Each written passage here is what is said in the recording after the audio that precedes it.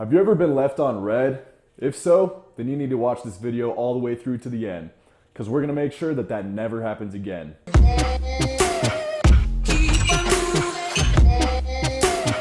Alright guys, welcome back to my channel. It's Maverick here. I hope you all are having an awesome day so far. So texting girls can be pretty hard sometimes, but if you follow my advice and follow these steps, then it can be extremely easy. So without further ado, let's get right into it.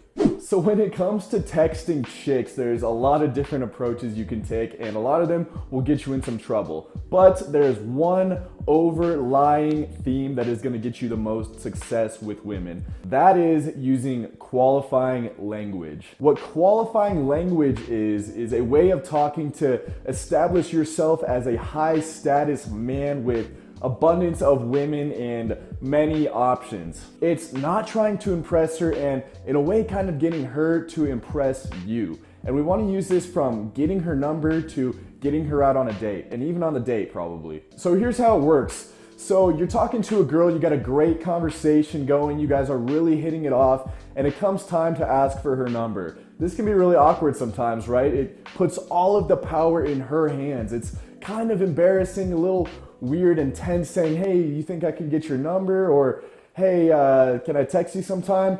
So this is what you want to do. You should say something like, I think we should exchange numbers. And then this is the kicker. You use a qualifying phrase afterwards. Something like, wait, what's my name again? You know? So it looks like this. Hey, let's exchange numbers. We'll hang out sometime. Wait, what's my name again? So it puts all the pressure on her to remember your name. She won't even be thinking about giving you her number. She'll be thinking, shit, what's his name, right? If she doesn't remember your name, which happens sometimes, then act a little bit disappointed. Say something like, I'm disappointed, but I'll give you one more chance. You better remember it when I text you. And then at this point, her mind has pretty much been taken off of the number exchange and is more just a fun, carefree interaction, you know? So after you get her number, you don't want to wait too long to text her, usually 2 days or so. Anything more than that, she'll probably forget about the interaction and she'll move on, you know? So don't wait too long, but don't text immediately after your conversation. So when you text her, a really good tactic is to use what is called callback humor.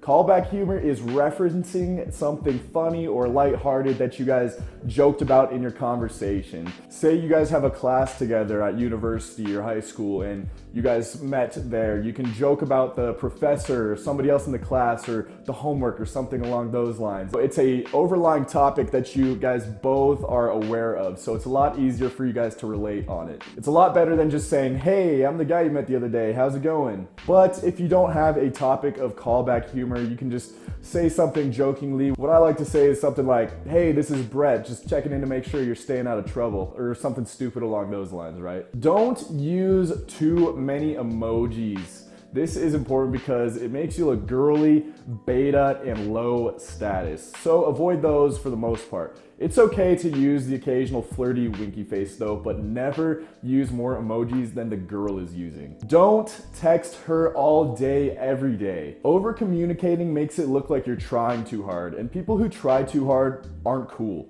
Texting should basically only be used for setting up dates, with the occasional flirty banter intertwined in there. I would say that 90% of texting should be setting up a date, and 10% should be building up that rapport, you know, joking around lightheartedly. You're not looking for a texting buddy or a bestie, you're looking for a date. So you need to make that clear. So when you're in doubt, pull back. It's okay to end the conversation. For a relationship to work, you need to give your partner time to think about you, time for them to wonder what you're up to. If they always know what you're doing, they always know exactly what you're getting into, how you're feeling, who you're around, then they have nothing left to the imagination. They already know everything about you, and you don't want that. You need that sense of mystery, of stoicism to you. So don't text her all day, every day. Humans are hardwired to pursue that which retreats.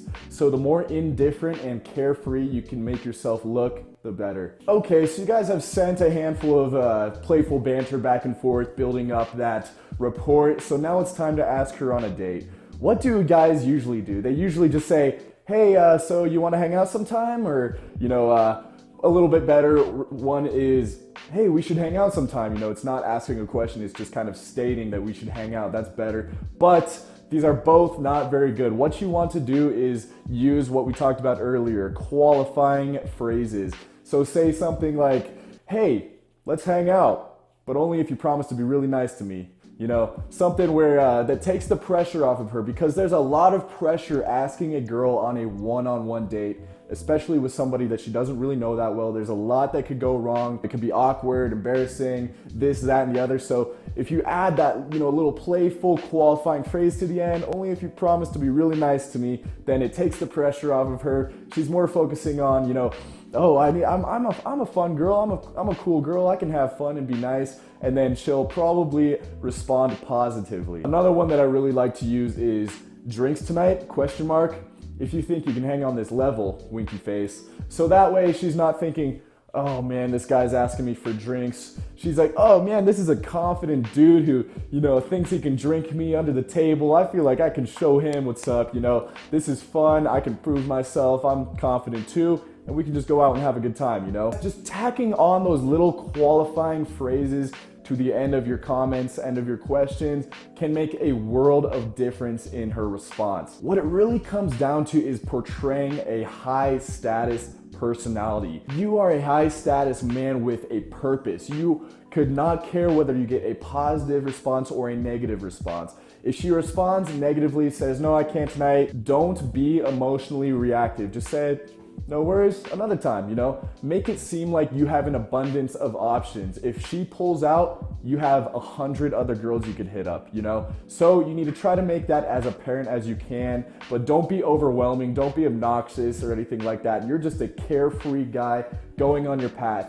You're gonna go out to the bars whether she joins you or not. You are on your own journey. If she wants to join, that's great. It's gonna be great for her and it's gonna make your life a little more fun, but either way, you're going your way. She can go whichever way she wants. If she wants to come along for the ride, cool. If not, that's cool too. So guys, that's gonna do it for today's video. I hope you enjoyed it. If you did, comment below. I was thinking about doing a video on how to Snapchat girls. Let me know in the comments if that's something you'd like to see. If not, comment anything else you want me to cover, whether it be fitness, style, hair, grooming, social behavior, anything of that sort. Let me know. If you haven't already, subscribe, turn the post notifications on, and until next time, peace out.